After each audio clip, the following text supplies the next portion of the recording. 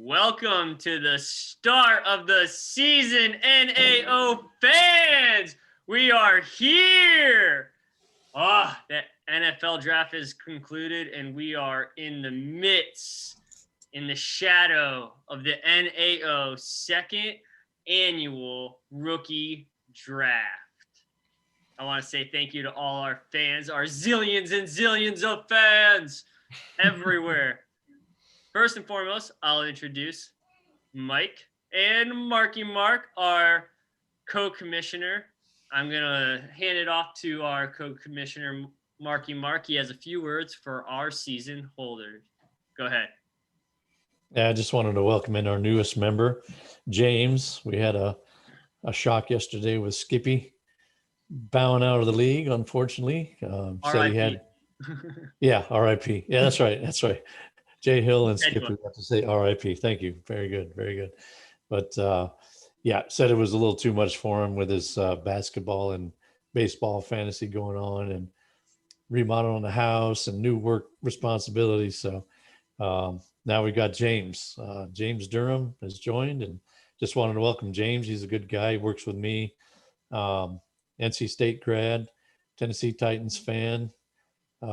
Really into fantasy. Been doing it for quite a while to be only 27 years old, and he's got one championship under his belt, and I think he's going to be a good addition. He hasn't done I remember my first championship. I remember my first one too.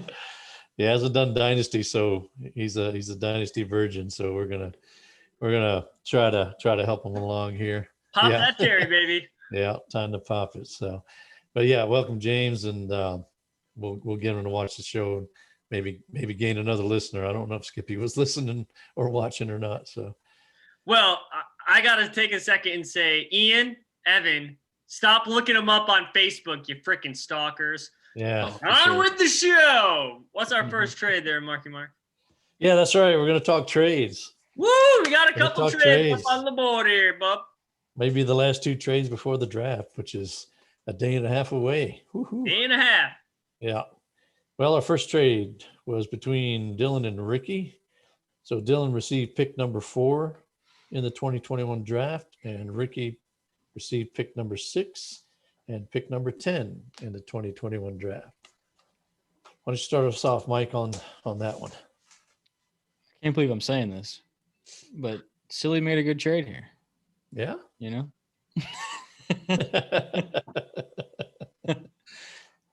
Hasn't always been the case, has it? Yeah. Watch your mouth. I've heard a time or two. Yeah, a little first round swapping. Silly moves up. I mean, he did, he only gets the one first rounder, but he still has another one. So moves up in the draft, gets a little earlier pick, and still gets another one later on. So nice job, Silly. Yeah. I'm going to just echo what Mike just said. That was a good trade there, Silly. Get a little switcheroo up in here, and you still have a higher pick and still have another pick in the first round draft. Mm-hmm. It must be nice to have a first round pick. You had big old butt. Or a second or a third. Or a second or a third. Or any draft picks in 2021. What do you think there, Marky Mark? What do you think about the trade? Yeah, I got to give Dylan some props, man, because if you remember, he made some moves to get those lower first round picks. And then he took a couple of those and turned it into pick number 4. So I think he made a few moves, kind of did the chess game thing to get up to number 4. It's a good spot to be in this draft, I think. I like his possibilities there. Mm-hmm. So not sure what he's after, but I think he did a good job getting there. Marky Mark, I'm going to put you on the spot. Yeah. Is Pitts going to be there at 4? I kind of feel like that's who he might be going for. I am that guy. I'm putting you on the spot right now. Yeah. Is Pitts going to be there number 4? I see what you're saying. I'm sorry. You trying to get me to give away plan A, Pitts will be there. Plan B, Pitts will not be there. Here to hear first there, Al. Here first. So I think the douche canoe is probably scrambling right now. Son of a bitch, man. What am I going to do? Douche canoe. He traded back. Oh, He could have had that spot, but he traded it out. So yeah, I like it for Dylan, and I like it for Ricky too. Getting 2 picks is good. What I like for Dylan is he's still got another first round pick. So he held on to one of those. So he's still got 2 first rounders, including number 4. So yeah, props to he's Dylan sitting good. because He's sitting real good.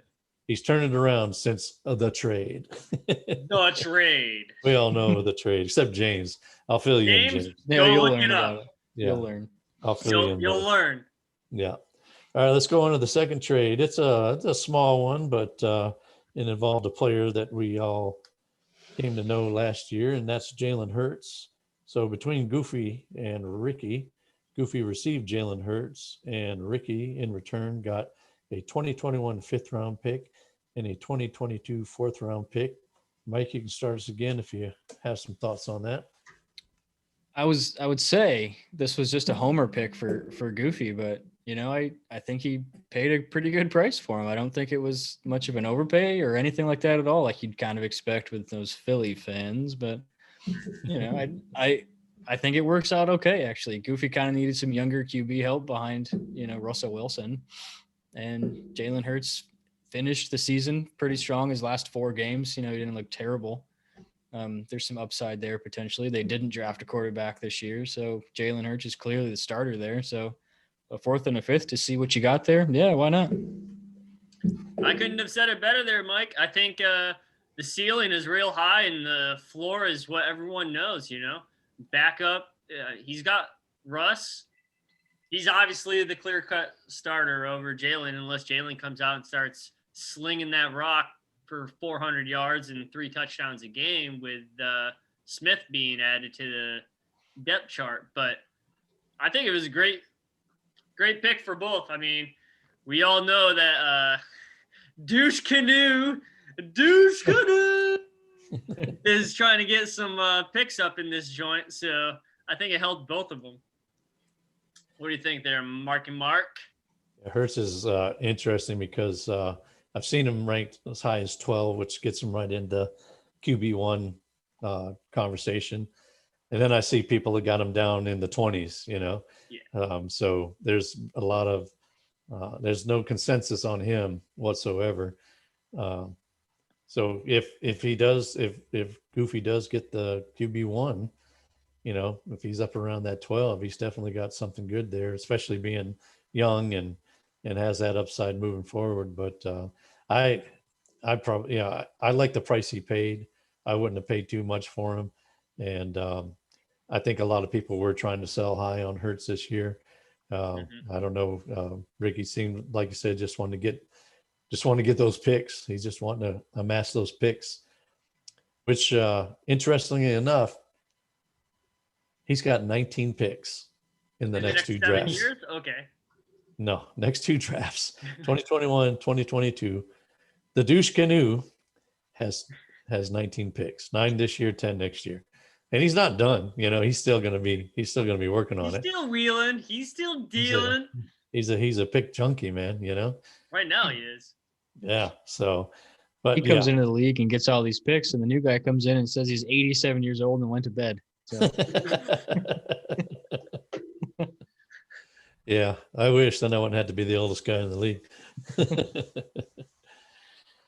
All right. Well, do you guys?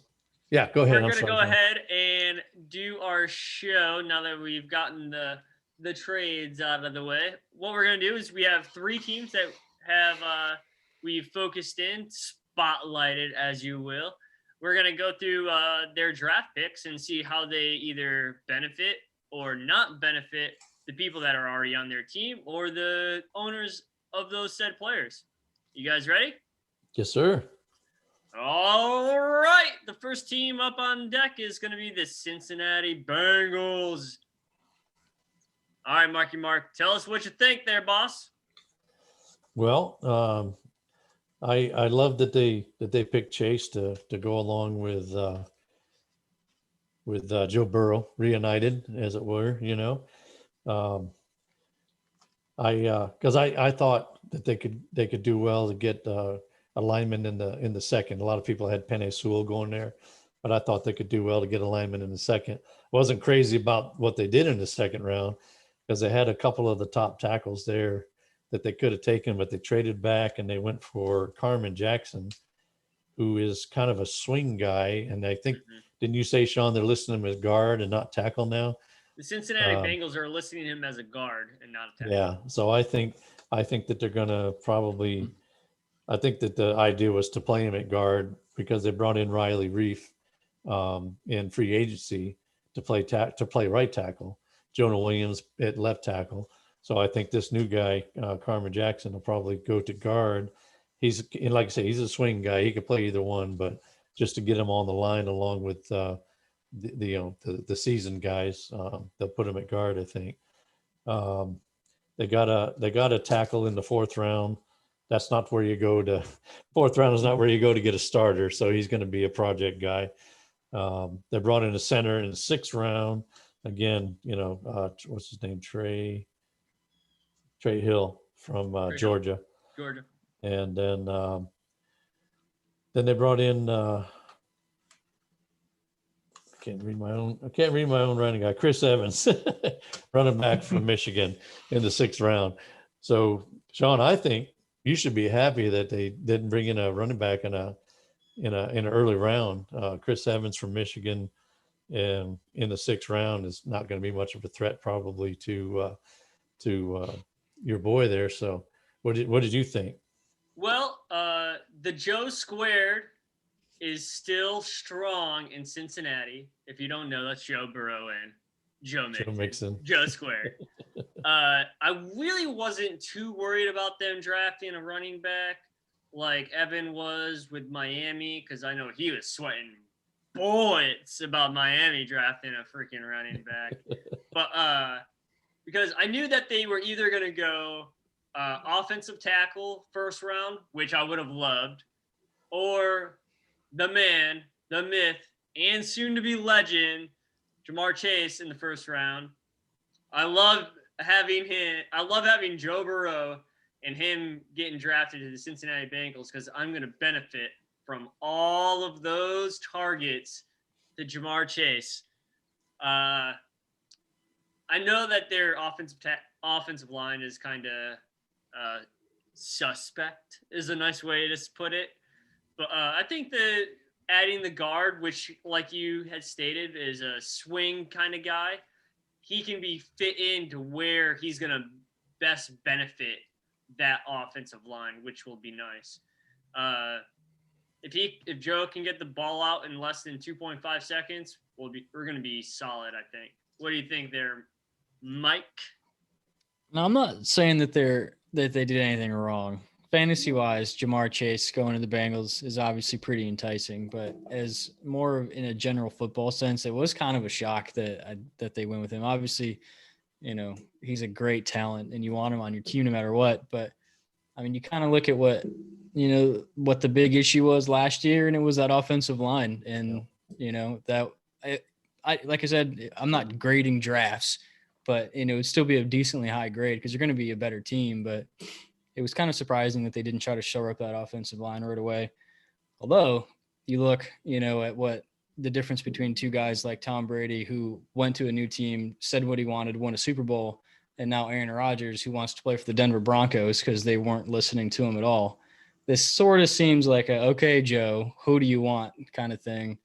But I think, number 5 overall is a little bit much for your rookie quarterback to be picking choices. But, what do I know, I guess. But, fantasy-wise for you, Sean, I think it sounds great on paper, but, we'll see if he can actually not get sacked 40 times. I think you hit the nail in the coffin, as I say, because I really wanted them to get the offensive tackle because if Joe Burrow can stay up, Higgins is a solid wide receiver and can be used as a solid wide receiver. And we got Boyd on the other side before Chase is even drafted. So I thought their wide receiver depth was good. And Mixon is no slouch out of the backfield catching the ball. If Joe could get 2 seconds more than he was getting last year, I think his numbers were going to be crazy good. What do you think there, Marky Mark? Yeah, no, it should be an exciting offense. What do What do you guys think happens with Higgins and Boyd? Boyd is a slot guy. That's where he lines up. That's just what he does. So it's going to be Chase and Higgins on the outside. No more AJ Green. So AJ Green's he had I think 104 targets, something like that last year. So they're gone. I would think that Chase probably, if he does what we think he's going to do, probably gets more than 104 targets. But what do we think for Higgins and Boyd? Do we think they take a hit? Go ahead, I think they seems to make sense that they would, and a lot of it goes to that LSU connection. Like I said, I'm not sure they actually let Burrow make a huge decision at the number 5 overall pick, but I think it did factor in that they've played together, and that does go into it now. I think so. I think he might steal quite a few of those AJ Green targets. I think this year is going to be very interesting because not only did Joe Burrow get his number 2, arguably number 1 wide receiver out of college, but so did Jalen Hurts. He got Smith, and then Waddle, he went to Miami. You know what I mean? Like, it's going to be interesting to see if there's this connection between quarterbacks and wide receivers going into the league together, and seeing if there is that, we don't need to speak to know what we're doing. You know what I mean? That Tom Brady and Gronk connection, if you will.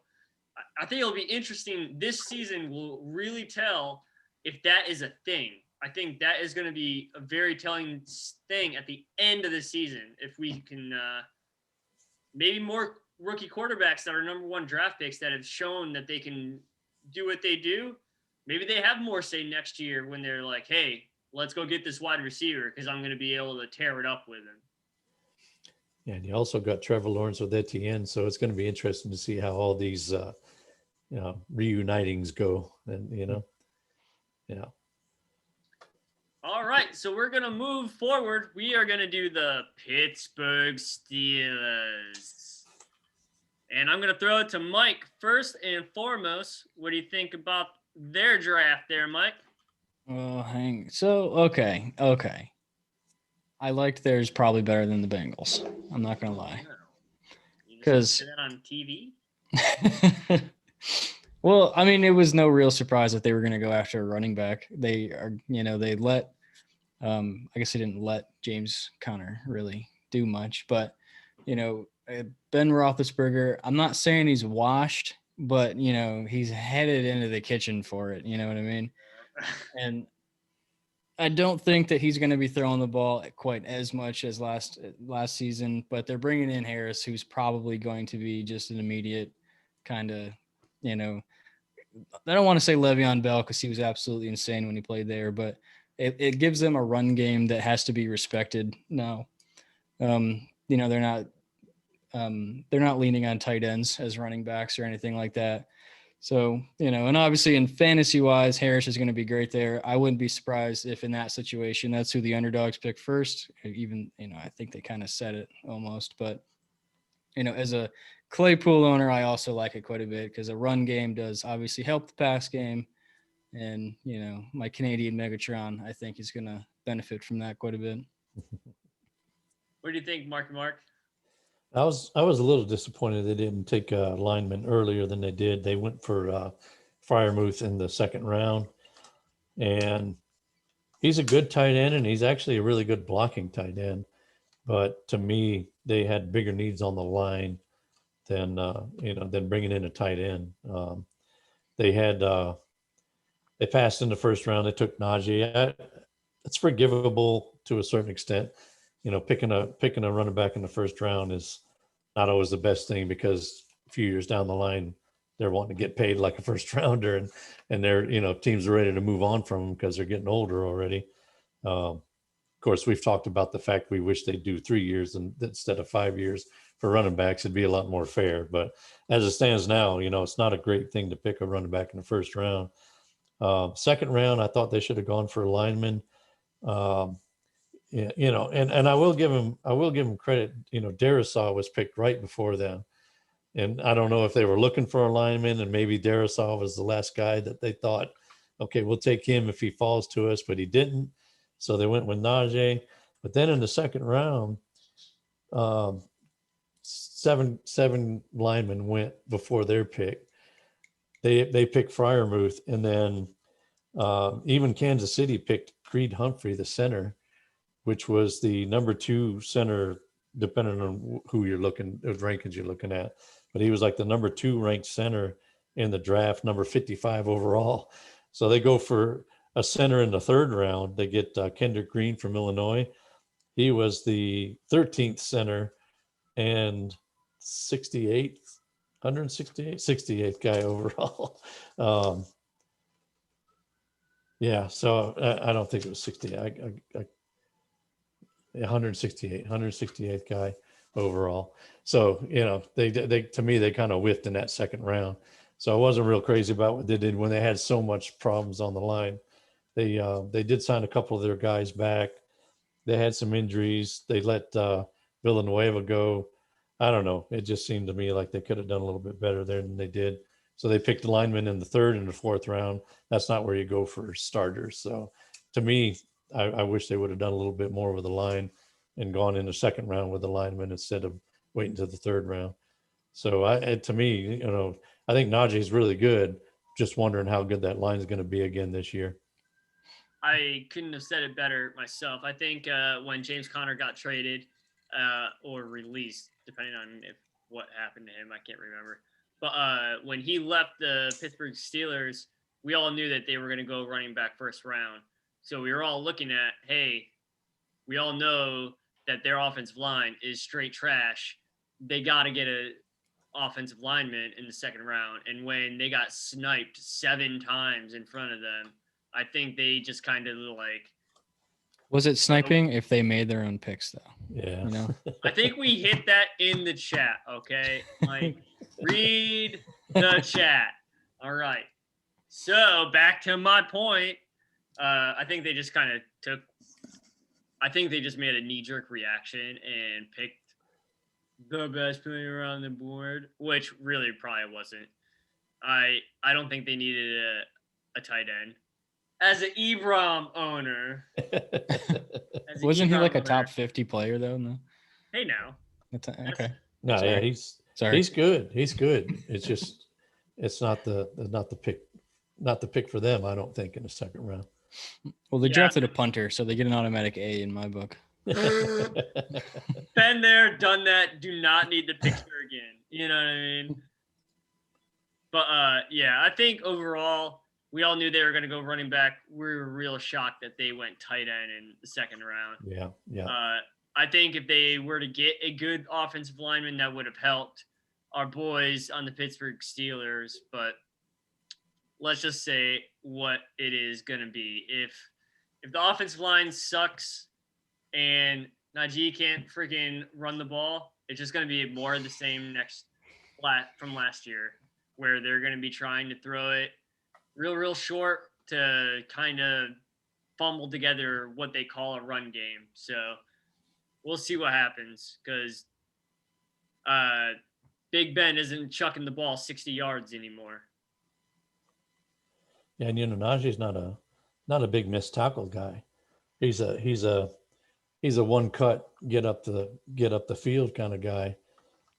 That kind of guy needs a hole to run through, I mean, he's a big guy, and not that he can't break tackles, but that wasn't his strength at Alabama. Of course, they were always running behind such a good line in Alabama. So that's what makes me wonder, is that how's Najee going to do if they have a suspect offensive line, Mm-hmm. Which pushes us to the third team. Your Chargers there, Mike. They did what you needed them to do in the first round. They went out.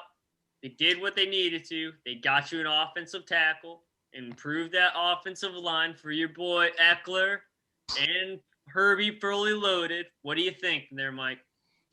Yeah, I think this is, a pretty good fantasy draft for me, obviously. I mean, like you said, it improves, the line for both Herbert and for Eckler. But this is the kind of thing that I expected some of the other, the draft for the Bengals to look like for Burrow. But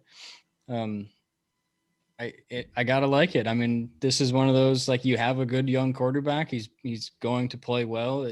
All signs point to yes. So protect him. They protected him. They got some wide receiver depth. They got some.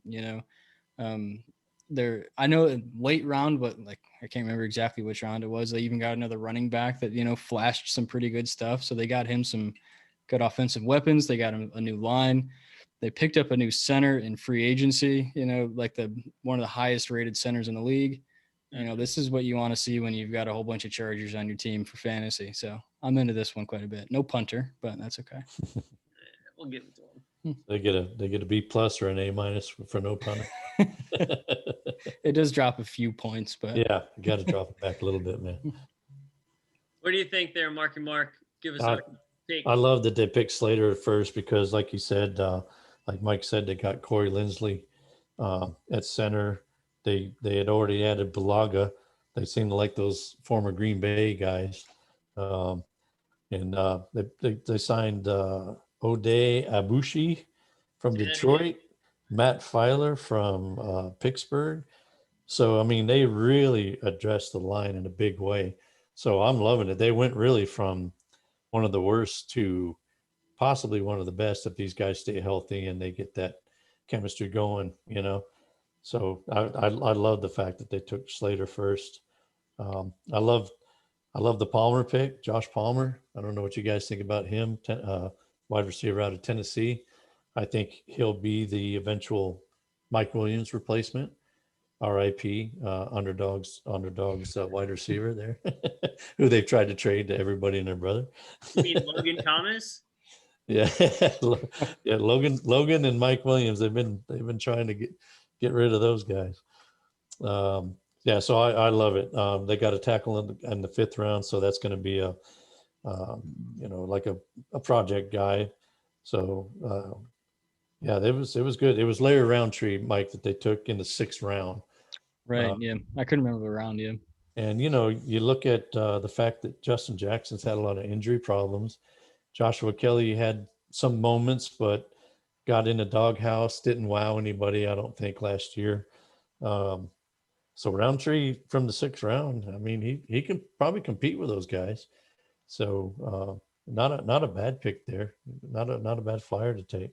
So I love it. I love what they did. I think they had a really good draft, and they did a lot in free agency and the draft to help Herbert. And I really think they're gonna be a good team. We not even talking about defense. Was it Samuel that they picked up on defense? I think. Yeah, Asante Samuel Jr. Yeah. I mean, and now their defense was only not as good last year because of the injuries. You bring all those guys back healthy, and you add in Asante Samuel, and holy crap, they could really be good on both sides of the ball. So I love what they did overall. I like the pick too. I mean, like, if I'm being honest, I hope Cincinnati did the same thing and drafted a offensive tackle, but I'm gonna be happy with Jamar Chase on the team. I mean, come on. But I think as a fantasy owner, if I was a guy that owned Eckler and owned Herbert fully loaded, I'd be happy with what they're doing. They're obviously they're going all in on Herbert, and they know what they got in a bottle right now, and that's lightning. And they want to protect him at all costs because they do not want Herbert to go down like Joe Burrow did. When Joe Burrow went down, everybody was like, what are we doing right now in Cincinnati? So they definitely want to steer clear of that. Yeah. Well, do you guys want to do a couple quick hitters on individual players? Yeah, let's shoot them out there. We'll knock them out real quick. We got a little bit of time left. I'm really interested to see what you guys think about Trey Sermon. He went in a dynasty league that I'm in. He went pick number 7, which is probably high, but if you think about it, maybe he jumped up to RB4 in the rankings, and so maybe somebody was just looking to get the 4th best running back in the 1st round. But what do you guys think about Trey Sermon going to San Francisco? Go ahead there, Mike. Go ahead. You're fine. Well, I think any running back in the 49er system is going to be straight fire because everyone thinks Shanahan is a fantastic offensive coordinator, which he is, but he is even better at systematically destroying you with any running back in the backfield. So if you have RB after your name and you play with Kyle Shanahan, you are going to be real good. He took him in the second round, which is, usually they're getting guys in the 5th, 6th round and making them stars. To pick a guy in the second round, I feel like he must be pretty high on him. So I think his ADP is going to jump pretty good. Any thoughts, Mike? Yeah, I see. It's kind of funny because we talk about good old Frank Gore a lot. Frank Gore, Hall of Fame. Future Hall of Famer Frank Gore. But yeah, I mean, it's not that anybody, he is the third, all-time rusher or whatever, but you kind of see some speed comparisons to someone like Frank Gore, and I don't, obviously not chasing that kind of career again, but like Sean said, you get a guy like that in that system, and I think he could do pretty well. It was an interesting pick though, because his big knock was his 40 time, which everyone talked about for a little bit there, but I mean, well, they're going to be running a bunch of RPOs where it's going to give him a bunch of space. So he doesn't need to run through the hole super, super quick. He just needs to be able to break a tackle and get a couple extra yards. Yeah, it's interesting, man. I'm looking forward to see how he does there. Sean, you were really excited about Elijah Moore when he got drafted. So you want to talk about him a little bit? Going to the Jets? I think Elijah Moore might be a sleeper in this league. Now that I said it, the underdogs are going to be trying to go get him. I know they're listening to me. It's okay. Elijah Moore is going to be good. I think he's the first Jets player I'm actually excited about in how old am I? 34? 34 years. You know what I mean? He could be pretty darn good if he falls to. I think he's going to be probably early second round kind of caliber in our draft league, because we ain't no schlumps. We know what we're talking about. So what do you think there, Mike? I think it's kind of exciting for him to go to a team like the Jets, because you kind of think the Jets and you just think trash.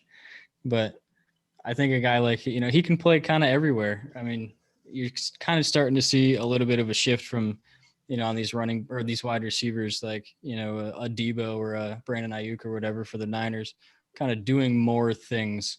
Mm-hmm. And I think he's a guy that can do quite a bit on the field. So, maybe the Jets turning around a little bit.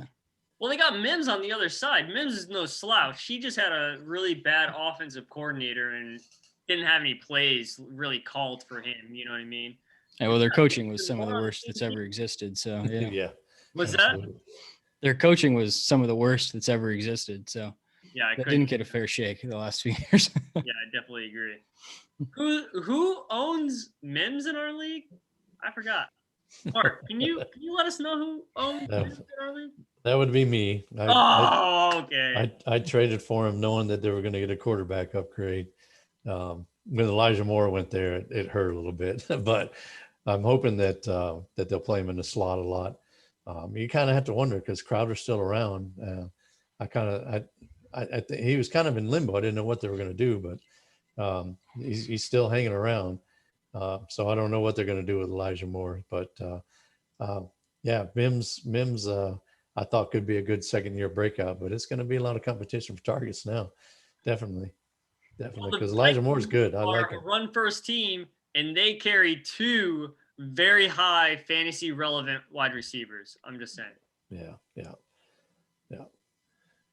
What's your next one on your list there, Mark? Real quick, we'll hit Kenneth Gainwell. I'll tell you my thoughts as a Sanders owner. A lot of people had Gainwell fourth. I think Sermon kind of jumped over him landing in San Francisco, but I'm a little concerned about Gainwell. I think he's the best receiving back in the draft this year. He could be a receiver. And I feel like he's going to take away from Sanders because Sanders was not good in the receiving game. Part of that was Carson Wentz. The targets weren't always the best, but he also had 7 drop passes attributed to him. That's not Wentz. That's Sanders, and his catch percentage was really bad. And I really feel like they brought in Gainwell just because they don't have a lot of confidence in Sanders being a 3-down back. So I kind of feel like he could take away some. I don't think he'll be the lead back by any means, but I think he could take away from Sanders, and I think he could line up as a slot receiver, or he could line him out wide. He's a really good receiver.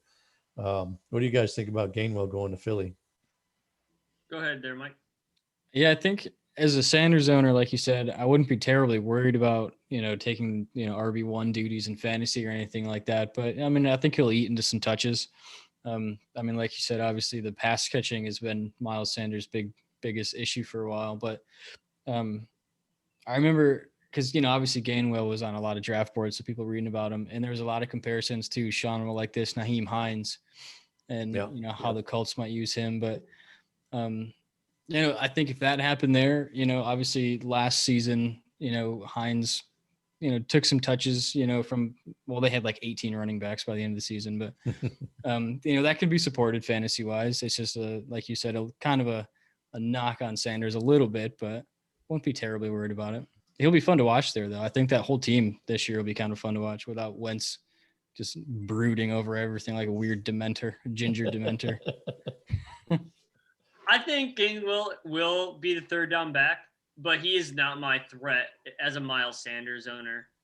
Jalen Hurts, now that he is the clear-cut starter, they're going to start running him and designing runs for him, which will take away touches, targets, and runs for Miles Sanders. I think between Hurts and Gainwell, Miles Sanders' stock went down quite a bit after this. That's a good point.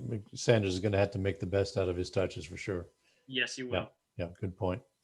For a change, you had a good point. Well, we better end the show. Well, let's end the show. I got a good point. That's all I needed. All right, so we got the draft coming up. Welcome to the new cat. I hope you're ready for a bunch of draft and a bunch of trades. So get back to me about that trade I sent you. Like always, there's only one thing that we're forgetting to do. And Ian, you suck!